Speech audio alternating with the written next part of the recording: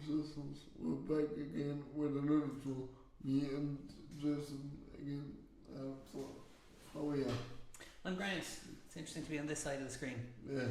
I hope people aren't too put off by it. No. Although I do have to do that thing that I'm always telling you to do, which is face more that way and talking to the mic. Anyway, how are you? Good. I was on holidays, so that went good. That went really good. It's amazing what no bad news will do for you. I didn't watch news all week. It's amazing. Really is. So are you a doom scroller usually? No, I don't look for news. That happens to me everywhere I go. Bus, at home, everywhere. So you can't go anywhere without hearing Olympic slave or Tiberius FM or whatever. So no, there was really but this is the bad news. They have no good news, or if the news is really slim, then you would hear good news, or maybe because so much bad news, you could have blocked out the good news. Maybe. Which do you think catches people's attention? Bad news, more? Yeah. because it's more highlighted, it's more headline. It's like it gains traction pretty much. But it's not good for the psyche in the mind. Yeah. Definitely not good for the mind. Yeah, it's important to worry about our fellow man, but you need to know when to take a break and when to step in as well. Well, that's it. There's a term called eco-angst, which is something that can happen to people who get too worried about environmental issues. Is not because it's wrong to be concerned about environmental issues, but because the issues can feel so huge that you feel completely helpless, and that's a horrible state to be in. But we're at this. I think I heard someone say this in a podcast. This is the only time in history where we have all information. Any information you could ever want, we have it all the time. Like in previous generations, even like previous to mine, there was some kind of buffer. Like the 24-hour news cycle in America with CNN, that didn't start till the early 90s. So at a certain point, so 30 years ago, 35 years ago. Even then, it was hard to be as swamped with information. Forget about whether it's good news or bad news, just information in general. The internet and 24-hour news, let's say, became mainstream in the mid-90s. So it's only the last 30 years we have this, and it's before that, people did get some kind of break from it. There was a time where you had to read the newspaper, but the newspaper was the news from yesterday, and it's not like this thing is happening right now and we're keeping track of it. In some ways it's good, like in terms of COVID, it was a good thing. Yeah, no, that real time traffic. Yeah, without doubt. Yeah. But there's so much bad and evil going on in the world.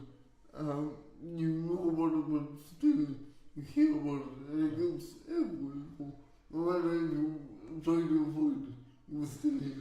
And I think and I think that's the part of the problem. It's like when I was on holidays in Malta, and it was way more relaxed, relaxed, and it is a word, yes. And way more less accurate. Yeah. And when I came back right away, news. I felt that tension again. So this might be a silly question. What did you think of instead of the bad news? Oh God, I didn't say okay. I said no. Or if this mean, when you were away and the news was off, you know, out of your attention, you know, did something? Did your mind go elsewhere? Yeah, You know, it was relaxed, just shut down. I didn't think about anything. I just thought of the holiday and the sun and cocktails and drinking. You know, nights. It's like. I want to go on holiday now. Yeah. I know what that sounds a bit selfish in terms of this, but I think as a human race, we all need a break once or twice For sure. from everything else. And I don't think in modern life we actually get the opportunity because of stuff when you're on the radio. We don't get the opportunity, but also people forget to do it. People don't think to do it. I mean, we've got the whole FOMO thing of fear of missing out. That people refuse to switch off. Do you think we're not so used to actually switching on the news and hearing things that we just forgot to switch off our own minds now and again? Because, like, even now, phones, we have phones, we can open them, look at them, swipe, and we don't even think of I mean, 'cause I know I'm monitoring our feed here, so this is show related phone stuff. and I'm sorry I have to highlight this, but we have some knives outside our back door, so if anyone hears that, we are sorry, but we can't have that right now, so just be aware of it. The building noise was obnoxious, but last week we also had reversing Really? beeping throughout the entire show. I'm not, if that becomes a problem, I'm not sure what we'll do about it. We'll create some kind of musical backings and that will incorporate the beeping of the. I mean, in terms of the phones and in terms of again our just full-time access to information at all times. I mean, there's the notion that what effect does that have on conversation? Because it's like because now we can just as someone asks a question, it's like, well, I don't need to think about it. I can just ask. Well, I would love to see this. What would it look like? Or what would it be like if we had a month where for a couple of months everything went up? The internet, Facebook, Instagram, TikTok, everything. And we just had to face one another and talk to one another again and get back to the old days. There is a term for that. There is a term for that. There's a thing some people do called dopamine fasting. We talked about dopamine in video games, those quick fixes, and like all the, I suppose cortisol as well. The idea that like bad news or distressing news gives you a kind of jolt, and fun things give you a jolt as well. So at some point your body can't tell the difference. You just activate it. And so some people have this idea that like, well, actually retraining your body's dopamine production by cutting out things that give you dopamine hits. It's called a dopamine fast. And for people with things like ADHD, whose relationship with dopamine is disordered, there's things like a dopamine menu. So you do things that give you dopamine at certain times of the day to kind of help your functioning. It's not exactly evidence based, but it's this idea that the cutting. I mean, throughout history, there's stuff like that. I mean, we both did Patrick Kavanagh poetry in our leaving cert. What's the name? Advent, where he drinks black tea and eats black bread, and okay, so it's okay. This is a specifically Irish Catholic thing. I don't know how Irish Catholic you were brought up. You're a bit younger than me. I was brought up very Irish Catholic, but there's Lent and there's Advent. There's 2 periods No, I before know Blend. yeah. But what is it? Advent. So Advent comes before Christmas, Lent comes before Easter, and they're both periods of time where you're expected to cut back and limit yourself and fast and all of that. I don't think I ever did that. I wasn't that much of an Irish Catholic, and I'm certainly not now. But that concept exists in our culture. The idea that that you have to reset yourself, and that you can't enjoy the things that can be enjoyed if you don't understand what not having them feels like. And that's what Ramadan is for Muslim people as well. It's the idea that they fast to remind themselves what it feels like for people who don't have food. It's a genuine kind of it's something that kind of reminds you how good you have it, like that kind of thing. So as secular people, as people who don't engage in kind of religious rituals, is it a good idea to try and maintain those kind of ideas in your life? Because like you say, if you're overwhelmed all the time, it's just going to burn you out. I think it is, because it also gives you discipline. It disciplines the mind also, and also the body also. So I do believe that we should do more of these activities or events, to be honest. There's a lot in psychology about the relationship between boredom and creativity as well. Is that like you should cultivate boredom because it makes your mind it stimulates your mind to kind of come up with new ideas. Whereas if you're just always engaging with some bit of news here, some tweet somebody wrote there,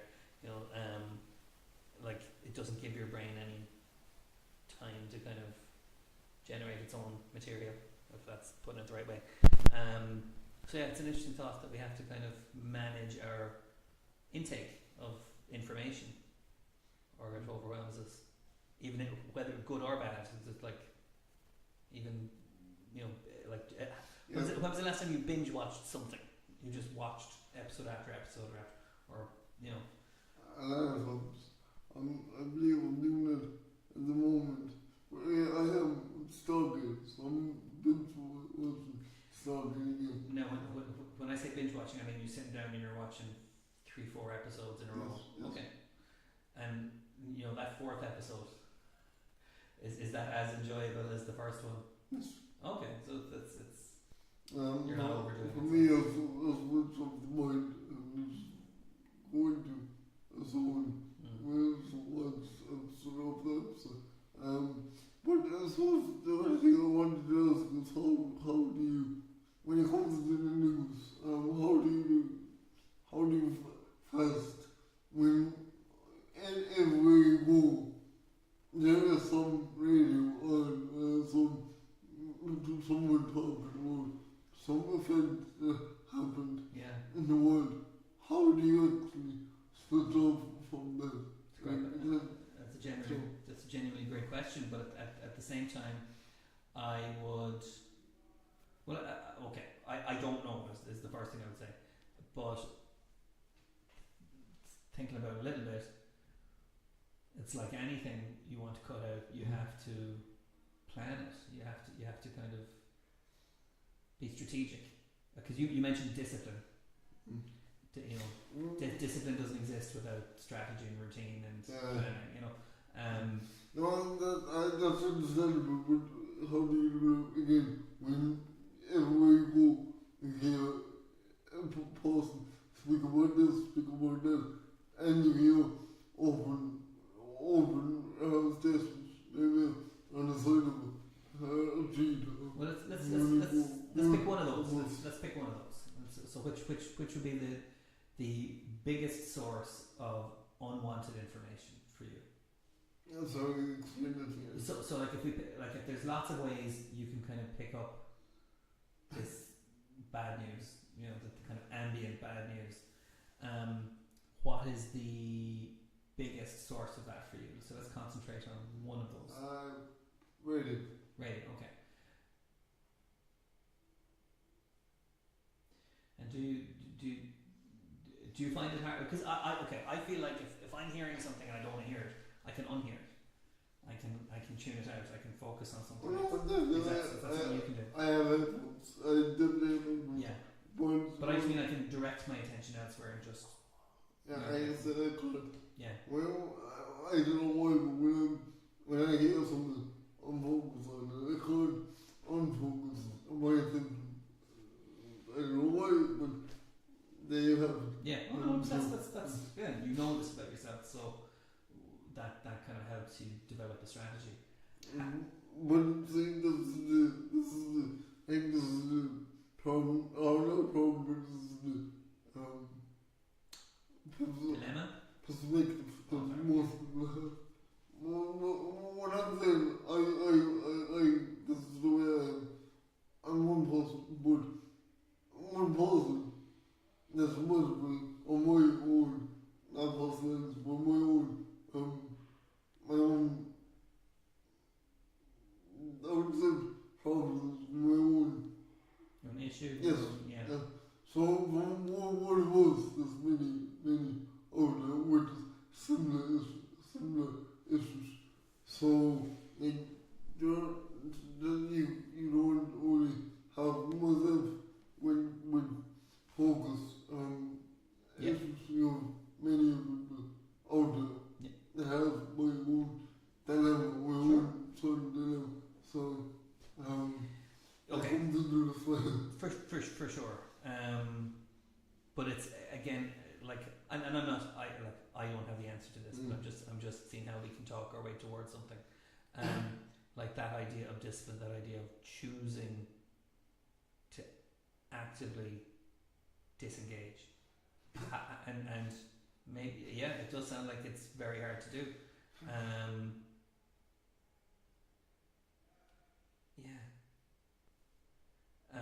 I will say this: this is not an advertisement for any particular company, but there is a brand of earplugs that can attenuate specific frequencies depending on what you want them for.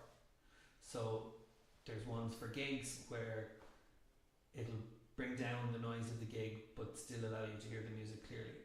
There's one for sleep that just cuts out all sound completely.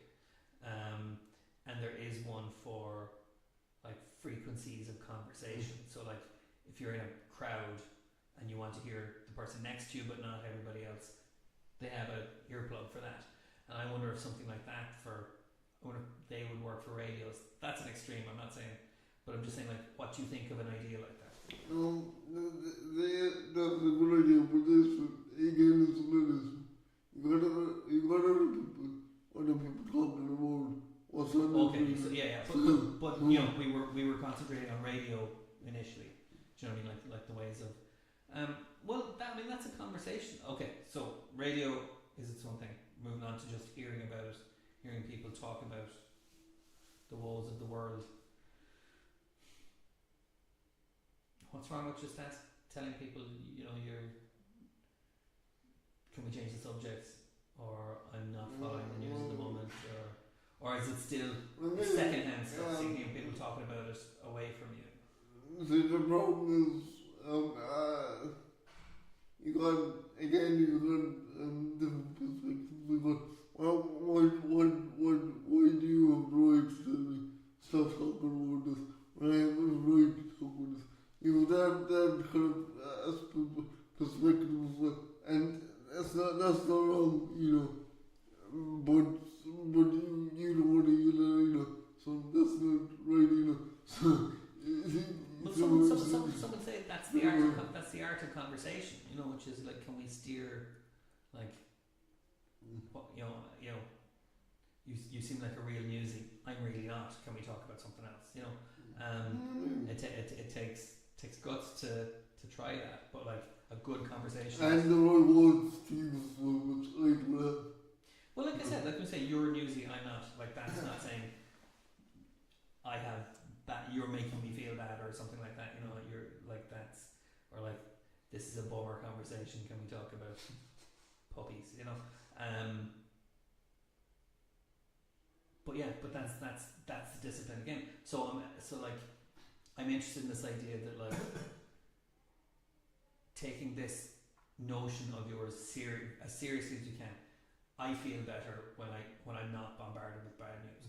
What a great conceit, you know, and you have direct evidence from your own body that like being disconnected from that benefited you.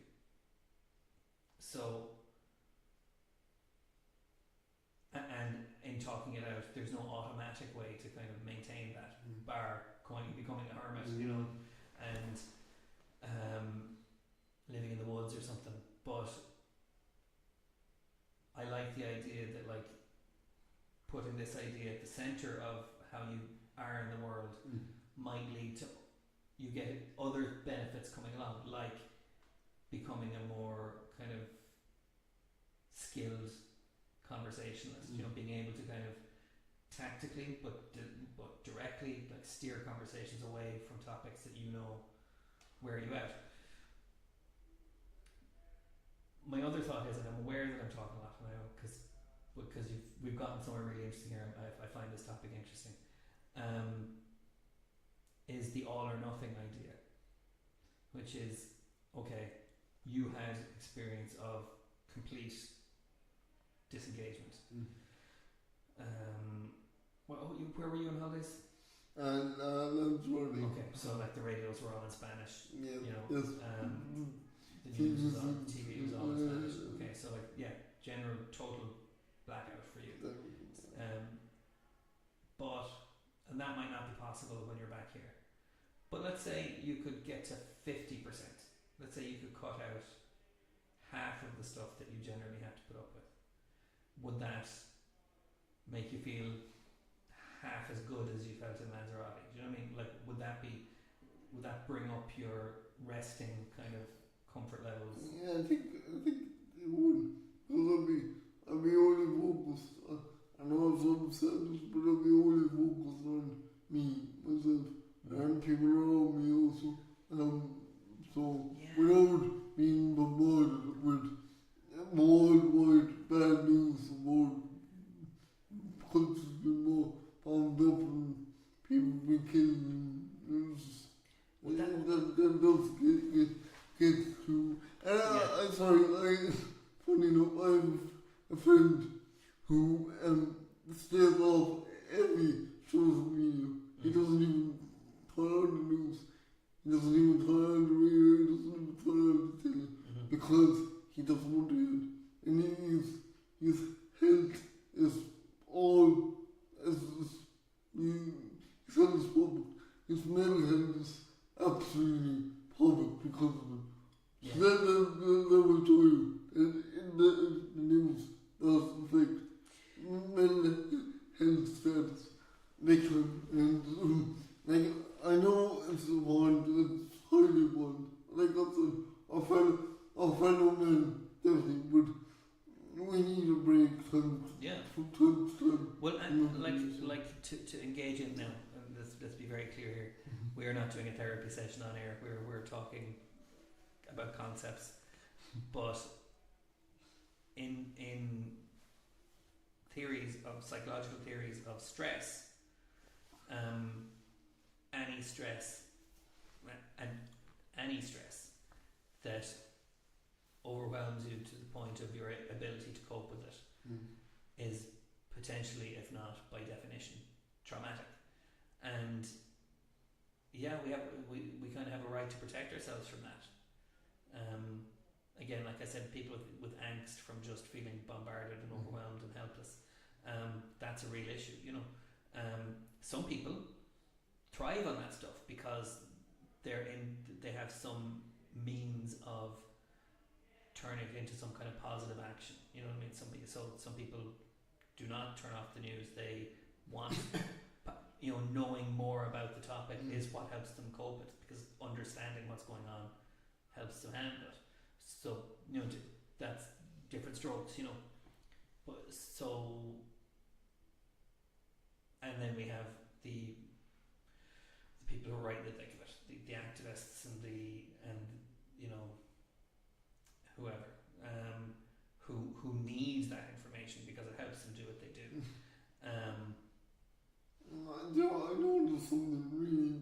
became, and that's why even Irish people, the more friendlier. They will say hi to you, they will stop and talk with you. Over here, you don't get much of that. And I think this is a part of it as well. Is again the news. That does affect mental status a lot more. So I mean, it could be multiple things. It could be the sun. It could be a bit of that also. I mean, I don't want to kind of like zoom out too much, but it's more stress versus less stress. Yeah. You know. But then there's also the kind of idea, and this is, I hope this doesn't sound cynical, but there's like the monetary economic side of it as well, which is like, I paid for this experience. Yeah. I paid to be here. You know, I worked to be able to afford this. So I'm going to do it right. Yes. You know, and I mean, I was in Spain last summer in Salou, so northern Spain. And I can tell you, I saw plenty of people, I won't mention their nationalities, who seemed determined to be miserable there because they got something out of nitpicking the whole experience, you know. But that's their personalities, you know. So maybe there is some general thing about how people cope with their stress and how people compartmentalize things and how deliberate people are about the things they know are bad for them, whatever they are, you know. I'm sorry, I'm aware of the time. Can we move on to your topic? Please, not to be rude, but I think we were just talking about being able to change the subject smoothly. I thought you did a pretty good job there. That's you didn't have to apologise at all. I think apologising drew attention to it in a way that took away some of the smoothness. You say, well, if you don't mind, do you think we could move on because we don't have time? Perfect. There you go. 8 out of 10. All right. So yes, we had a very in-depth pre-production conversation. How would you like to set it up here? So I suppose we never went over that actually. Well, you wrote something. So I suppose it first occurred to me when I got back off holidays. I wrote it on the basis of actually this really came this idea came from this. I wrote it because of the way I got treated. Right, I thought when we were taking the flight over to Lanzarote. I was over. So just to give an example, when we had disabled people go on a plane, I don't know what's it called, priority board. I don't know what's it called. Boarding, yeah. Basically, they try to get disabled people on first, not out of any special treatment, but just to help them more because they need logistical thing. Yeah, exactly. That happened to me as well, but I suppose I felt happy. I'm more happier with that more kind of scene, just the word I would use, scene, because I think before on some flights you would get on last and get off last, and that to me felt right because that to me kind of separated myself from everyone else. So I thought of this whole idea, whole concept behind diva stuff when I came back. So that's where all this came from. So it's about disability attitudes, or yeah. So that's sort of how people disability and treat disability in Ireland. When I talk about politicians, TVs, even some everyday people also, which I don't feel like it's good. I don't feel like we're probably being recognized and respected in the way we would like to be respected, pretty much. So, yeah. So and in our conversation with that, so to update the audience, Ricky wrote a very eloquent essay about your feelings about disability issues and since feeling validated or recognised in the world. And just to be clear, this isn't facts, this is just perspective, my own perspective on these ideas and these thoughts. They come from my own experiences, my own thoughts, my own feelings. Sure. And they're all facts. And when I read it, my responses were more of an editor rather than a kind of a debater or anything like that. It was more just like, well, what ideas here could be turned around or broken up or thought about differently while still meaning the same thing to you. So it wasn't about challenging how you feel or debating any of your perspectives, but it was just, well, how can we extend this? How can we, or bring more nuance into it, that kind of thing. So there were a lot of references in the piece to like society. Society thinks this, society does that. And I thought, well, that's a very big word, because that's everything people do, and in terms of, we talked about like the news cycle being overwhelming because you feel like there's so much going on everywhere, and what can you do about it? Also terms like society, mistreats people with disabilities. I can't argue with that in a factual sense, but I can. It feels like a very heavy idea in terms of what to do about it, what to, what you can contribute to that. I suppose I don't have indication of what you can do. I can only highlight what's your feelings happening and what's going on in the moment. But maybe that is the thing that you do then. And again, that's what I was saying, like the language that you use about your own experiences is important in conveying that feeling to other people. That like, and so like if you were to rewrite that or extend it, what would you say differently? I suppose I would add in people instead of society, because not everyone has that attitude. So you pointed out that I don't think you meant to, but I picked up on picked up my own flaw. Society, whole society doesn't treat people with disregard and non-respect. So they would want something like that, yeah. People do. When it comes to higher ups, politics, TDs, even some everyday people also, with their own attitudes towards people with disabilities.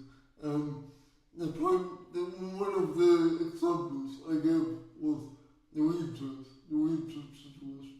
I believe that if we were given a wheelchair, power wheelchair, and if it did break down, we would be put on a waiting list, which we do. We have to be put on a waiting list.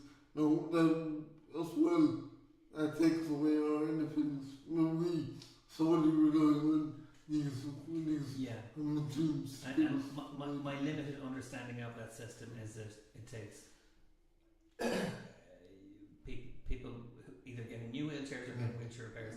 It takes a really long time, and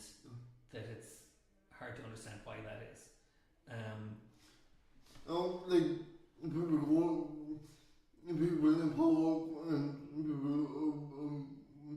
who's entitled companies and organizations that have fixed or repaired issues, saying that they don't have enough resources to do this very quickly.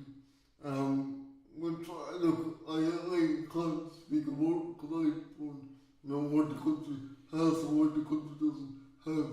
But I suppose if they can do certain things with areas, they can build up areas and they can make towns and cities and villages look good for tourists areas. Surely they can give a bit of money to push these systems on it. Surely that wouldn't be a great undertaking. Was that the right word to use? Undertaking. Yeah, but that assumes that by resources they mean money. Yeah. Like And that might not. bodies. That might, yeah, but bodies, training, facilities, materials. Again, I'm just saying like it's back to the idea that like these things, these things are more complex maybe when you dig into them, which doesn't excuse them, but understanding them better, would help you and other people understand what you're describing. You know what I mean? It wouldn't help understand, but it wouldn't help with the frustration. Wouldn't help with the level of anger someone else. A couple of years ago, I had to wait for a wheelchair. They said it would take two or more years to come. 2 or more years. Yeah. Just to look at it. I think that no, the get a new wheelchair. Oh, okay. I think this was when COVID hit, and that somewhat could be understandable. But we had to invest our own money into buying my own wheelchair because I couldn't do without. I couldn't do without one. I couldn't get up. Yeah. I mean, in a sense, locked down in my own house because I couldn't go anywhere. I wouldn't be able to have my own independence. So we had to invest in one. Just for that reason. And not to make it a money thing, but like if you're, and I'm ignorant of all of this process except what I've heard about people's complaints about time delays and things like that. And I know that like getting a chair is a complicated process because you have to have occupational therapists, sitting assessments. You have to have the chair actually has to be sourced and built, and maintained, and then the people who maintain chairs have to be familiar enough with that chair. But I've distracted myself from my own point there. It is a very I've lost my train of thought. That's very embarrassing. Oh yeah, sorry, I've got it. And you were entitled as a human right to a chair to be able to go into the world by whatever means is most effective and most appropriate to you. And so the government has some responsibility, or the system or society as a group of us people who all pay taxes and contribute a portion of what we earn to be used for the things we need and the things other people need. I'm dancing around this now. But even the idea that like, okay, well, if you have the means to pursue that stuff yourself to save yourself time because you legitimately can't wait, well, can you get reimbursed for it? Can you, because it was more than it helps to see you by the trials. Even I couldn't get assist. The that I was. Even though, so you've taken yourself out of this waiting list, which must have moved somebody else up the waiting list. I couldn't. It took some kind of strain off the system, and that you were lucky that you could afford to do that. But if I couldn't, what would I do then? No, you wouldn't be able to do anything. Yeah. You couldn't get anywhere. So, yeah. so I mean, I'm not saying the government is out and out saying no, you can't have independence, because they're not doing it. I'm not a big fan of this government, but I wouldn't say this, they're not doing it. Yeah. They're not doing it, but I think they have to think about people like us, when it comes to living our own lives and being more independent, because we rely solely on these machines to get us from A to B. For sure. Every day. And it's not a second, it's not a want, it's a need. Yeah, and like I was saying, I was rather crudely comparing it to buying a car, whereas I can buy a cheap car that is not going to last me very long, and then I'll just buy another one, or I can invest in something that will, have all the bells and whistles and go on forever. It's not the same thing as a product, as a necessity. You have to have the best version of a chair that you can get for yourself. So there are no shortcuts you can take. There are no concessions you can make, and there's no variability in the market to give you more choice. Is that fair? Yeah. So like these are economic concepts. These are not social concepts. Do you know what I mean? It's just literally, if you want that thing that you have, the thing that was made specially for you, there's only one way for that to happen. Which is difficult. I'm not saying it's not. And you brought up a good point though. I won't talk about that because that's a big complicated. Yeah. What I will say is this: when it comes to repairs, I don't understand why a simple mechanic, like you take a car to a mechanic when the brakes off, you put the right screws, the right bolts, whatever you need.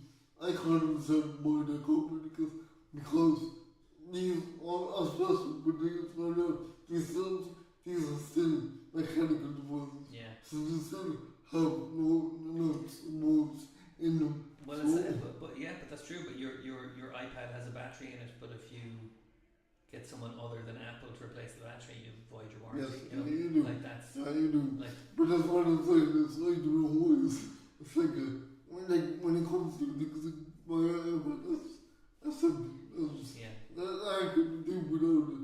I can't do without it. Yeah, I just mean in terms of like when something needs repair, who is responsible for the repair and who is liable if that repair was a bad job. But okay, so let's go back to like instead of those very specific things, this idea of the general idea of your frustration and what the source of it is. But like, it would sound to me like in the wheelchair situation, the sense of having adequate resources, that is not rooted in a disregard. Is it rooted in a disregard for disability, or is it something else? I don't think so, but there's a lot more things than just this. That when built up, it does seem like that. I think everything we were discussing before this, with the people's attitudes and particular words and beliefs, all that, when all that builds up into this, it does seem to feel like that. Well, and I've used the phrase "never attribute to malice what can be explained by ignorance." I would rephrase that as "never explain by malice," or never attribute to malice what can be explained by incompetence. Either, so is that an important distinction to make, or does it not? No, it is. It is, because I think looking back on it now, reflecting on it a bit, it's a bit of both. It's a bit of it doesn't. They're not allowed to get us, in essence. But when it comes to people's attitudes, But the effects are still real. it's a different thing. Okay. So it's a bit of both. It's a bit of not they're not mean for it to be like this when it comes to this, but when it comes to people's attitudes for particular language, particular person, it is. But So then- it's a bit of both. So what it sounds to me like, or I'm going to present an idea, which is it important? You are frustrated and you're angry about the inconveniences is too mild a word, but like the obstacles in your life that society. Not only in my life, but Yeah, but in terms of the piece that you wrote, yes. that was like the obstacles and the difficulties that being in the world creates. Is it important to be angry at the right people for the right reasons? Yes. So that's the kind of the dilemma we come across with each of these different kind of aspects of your experience, that like someone having outdated attitudes to disability is slightly different to someone who is deliberately provocative, knowing that they're wrong, is different to the indifference of a salesman who just wants to cash the check for And the chair. you brought up a really good point there, because I suppose me myself, and others have become so much frustration and so much anger that everything just blends in one. So you tend to blame people, like politicians, studios, and they might even have anything to do with have stuff that you're angry and pissed off about pretty much. But all that builds up into what it is. Yeah. So it's worse. So it's And it's totally rational to express your frustrations to a politician angrily. And it's their job to be able to unpick that and kind of go, well, they sound like they're angry at me, but I know they're not, so I'm going to kind of work through it till I have a better understanding of it. But it's this kind of, if everyone's being reactive, like if you say something in anger to someone and then all they hear is the anger, they're not hearing the message, But that's partly their fault too, I don't know, but it's hard to stay calm when all you can see is all these. Oh yeah, I'm not saying you have some kind of universal responsibility. No, I'm saying it's there should be a balance, like that. And then That's what human communication is. Yeah. So I don't know what you can do to fix this. But like even when it comes to people's attitudes, like the smoke, like in particular language blues, I don't like really don't. I'm not gonna say it out loud because I heard a particular two men in the one that use a particular word to describe someone else. An ableist slur. Exactly. And I even looked up at the person in question and looked down at me, and they didn't even realize how no indication at all, which I cannot. Yeah. Cannot So it's a understand very because casual use of the term, which is shocking. you couldn't say that with any other race. So how come that word isn't being Well, that's one situation. I don't think anyone thinks it's okay, and even. well, kids nowadays they still use all sickness. They still use all sickness. Even in Limerick, they do still use all sickness. So I'm saying, if it's so serious, why isn't the education system actually implemented? I can speak from experience here. My daughter's school did a whole week on neurodiversity, where children from presentations about their lives and about how to. Right. It's amazing. Like my daughter came home with all these questions about That's know, good. different diagnoses and conditions, and that did a lot of good. That's that good. there, and the school is so well run that there's no stigma anyway for the kids with special educational needs in that school. But talking openly about the stuff and what you can say and what you can't say and what you should say and what you shouldn't say is great, because it means that, like what I imagine is happening with a lot of kids, they're not just picking it up and not knowing anything about what it means and just using it out of context, which regardless never makes it okay. But like the one across the road, this way, it's like no, but it's not everywhere. It's not in all schools around the country. And that's the next. I can't answer that, but I would be very surprised if there wasn't something similar in most schools. Most schools deliver a similar curriculum. Like that's a departmental curriculum. But I can't verify that. Anyway, now I'm bored, so let's change the subject. That's how not to do it. We do have a guest waiting, so might be time for a bit of music. I like these conversations. I don't think we will ever reach a solid conclusion. There won't be. We can't fix it. There's only up to the education system and the politics or TVs. I don't know. I think you have in this show articulated some very important things. Yeah, but I don't have power. That's the thing. I don't have the power. TVs are way more power than people like us. And if they heard your message, they would have a better idea of how to use that power for your benefit. You know what I mean? So like you have a platform here, and the idea then is where does it go from here? We are not the best at self-promotion or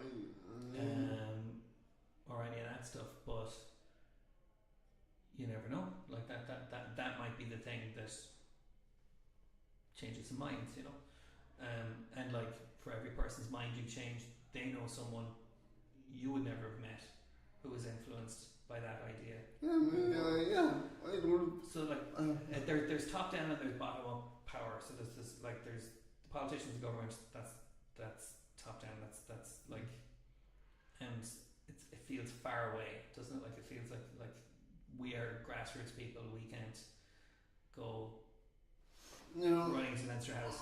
So like, but grassroots means, On a next note, everything is happening. I mean, like, independent living is a thing.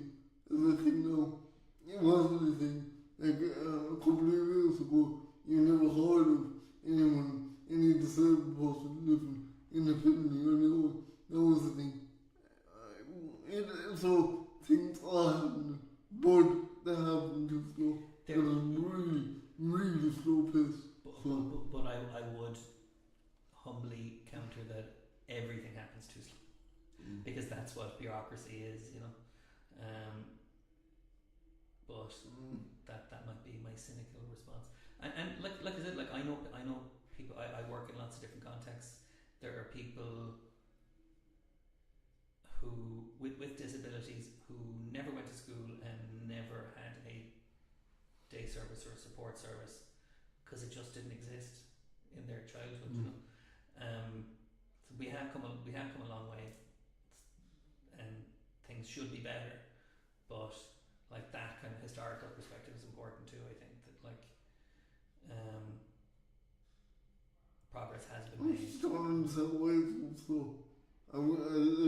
If somebody could sit down with me, a politician, or even the chief talking themselves, and just explain to me why it's so slow, what the logical reason is, then I could get a sense of how big it is, how complicated it is. I don't understand. counter that by, has there been any issue that's ever just been acted on quickly and resolved to full In satisfaction? my own experience, COVID maybe, yeah. Mhm. and even then, Actually, that was brilliant to COVID because our politicians gave us, they was completely honest with us yeah. and transparent with us.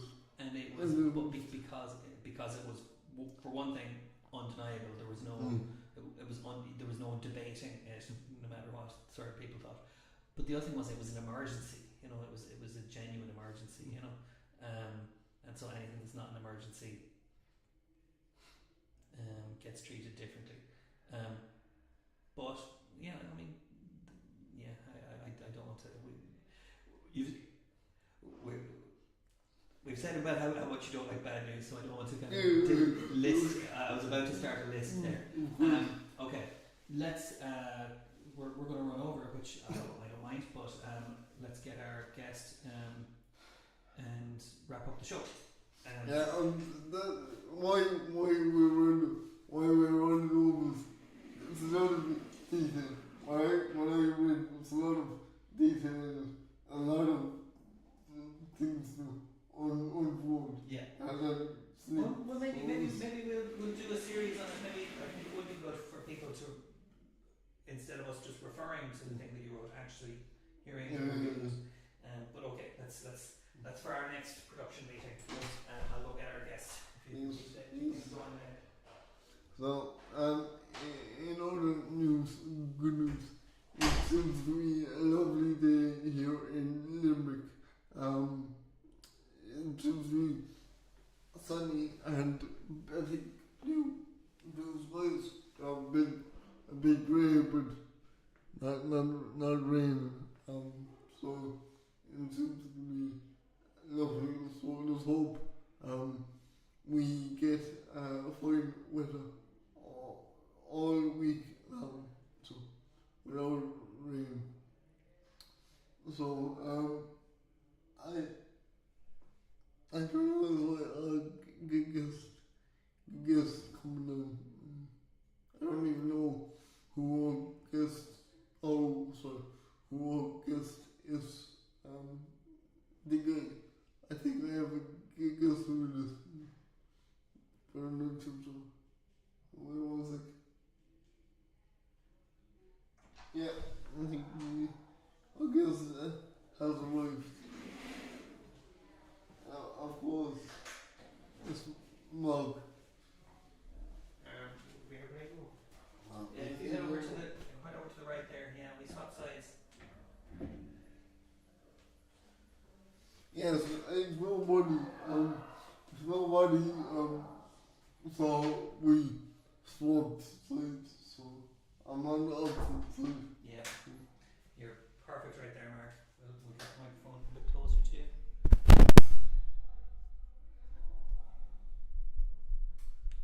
Lovely.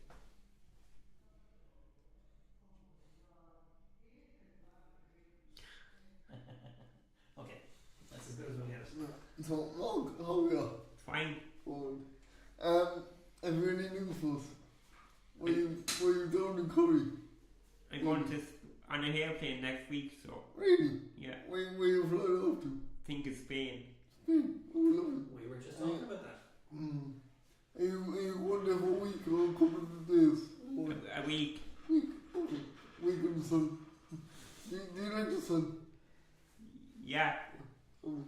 Very good. Okay. So are you planning on singing the song for us today? yeah. Can you say what the song is? Well, I'm the youngest of the family, so I got a song on the baby of the house. Maybe over the house. Okay, so when the two of you already take it away. This is like your signature song, Mark, isn't it? Do you think you'll write any songs about Spain when you come back? It's Wentz was there. It's Wentz was. Oh, depends what's there. Very good. So depends on what inspires you. That's good. You should learn some Spanish words and we'll write the song. See. See. See.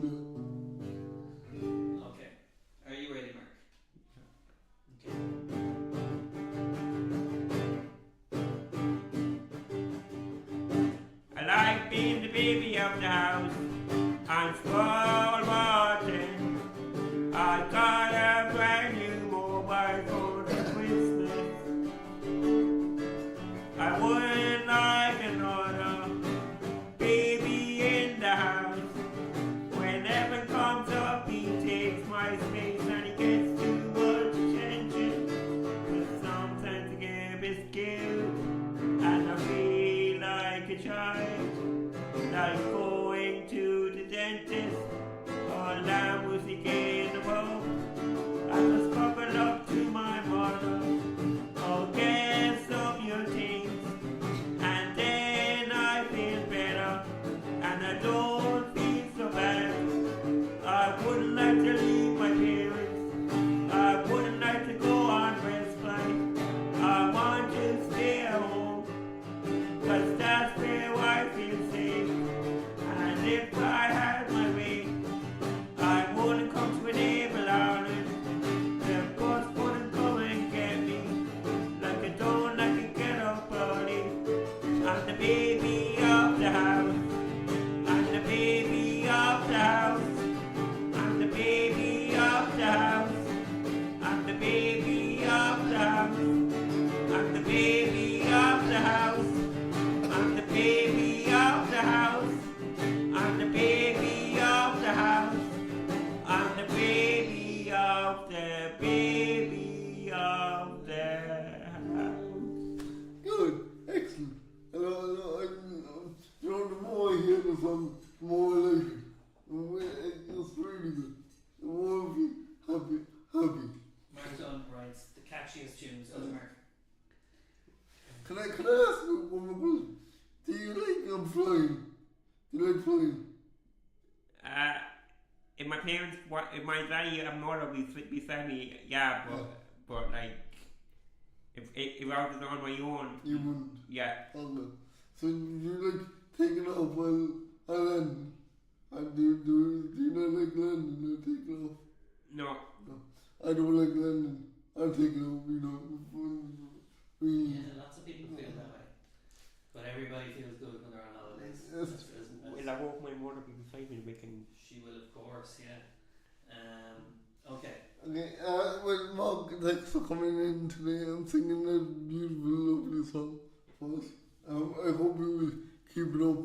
So, thank you. Don't stop, I'm sure. Okay. Thanks, everybody. Do you want to say bye, Mark? Bye. Bye, everyone.